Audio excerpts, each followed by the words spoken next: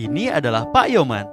Beliau merupakan salah satu pegawai yang memiliki jabatan tinggi dalam suatu instansi pemerintahan. Meskipun memiliki jabatan yang tinggi, Pak Yoman tidak pernah menyalahgunakan jabatannya tersebut untuk kepentingan pribadinya.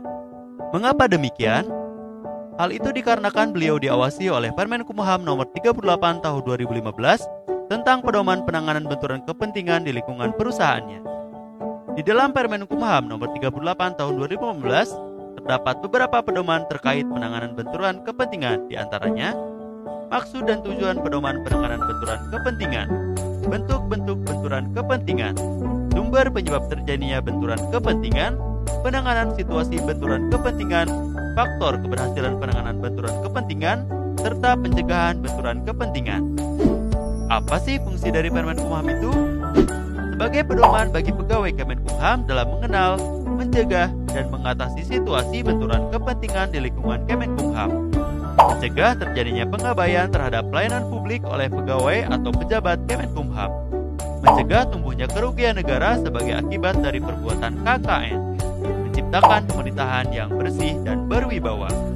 Bentuk-bentuk benturan kepentingan: menerima gratifikasi atau pemberian atau penerimaan hadiah atas suatu keputusan ataupun jabatannya. Menggunakan barang milik negara dan atau jabatannya untuk kepentingan pribadi atau golongan. Memberikan akses khusus kepada pihak tertentu tanpa mengikuti prosedur yang seharusnya. Pemberian izin dan atau persetujuan dari pegawai yang diskriminatif. Situasi yang menyebabkan seseorang menerima gratifikasi. Situasi yang menyebabkan penggunaan aset instansi untuk kepentingan pribadi. Situasi di mana pegawai memberikan akses khusus kepada pihak tertentu, misalnya dalam perekrutan pegawai tanpa mengikuti prosedur seharusnya. Serta situasi di mana terdapat hubungan kekeluargaan antar pejabat atau pegawai dengan pihak lainnya yang memiliki kepentingan dengan jabatan di Kemenkumham. Lalu, apa saja sumber penyebab dari benturan kepentingan itu? Perangkapan jabatan, sehingga tidak dapat menjalankan jabatannya secara profesional, independen, dan akuntabel.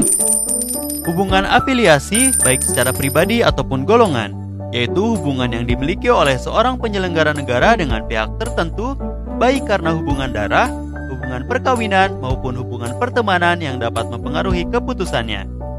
Gratifikasi, serta kepentingan pribadi. Penanganan situasi benturan kepentingan.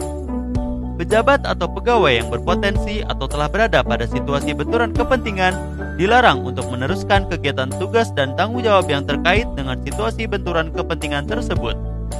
Pejabat atau pegawai yang berpotensi atau telah berada pada situasi benturan kepentingan wajib membuat surat pernyataan potensi benturan kepentingan terhadap kondisi tersebut kepada atasan langsung. Lalu, faktor apa saja sih yang menjadi pendukung keberhasilan penanganan benturan kepentingan? Komitmen dan keteladanan pemimpin, partisipasi dan keterlibatan pegawai, perhatian khusus atas hal tertentu, serta pemantauan dan evaluasi. Lantas, langkah seperti apa yang bisa mencegah benturan kepentingan? Dilarang melakukan transaksi dan atau menggunakan aset instansi untuk kepentingan pribadi, keluarga, atau golongan.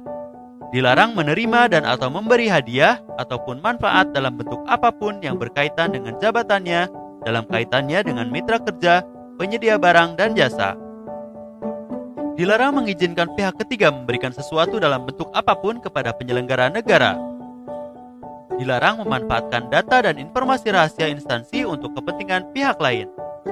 Dilarang baik langsung maupun tidak langsung dengan sengaja turut serta dalam pemborongan, pengadaan atau persewaan yang pada saat dilakukan perbuatan untuk seluruh atau sebagian ditugaskan untuk mengurus atau mengawasinya.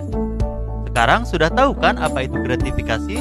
Tetap hati-hati agar kita terhindar dari gratifikasi, karena gratifikasi merupakan bibit awal dari korupsi.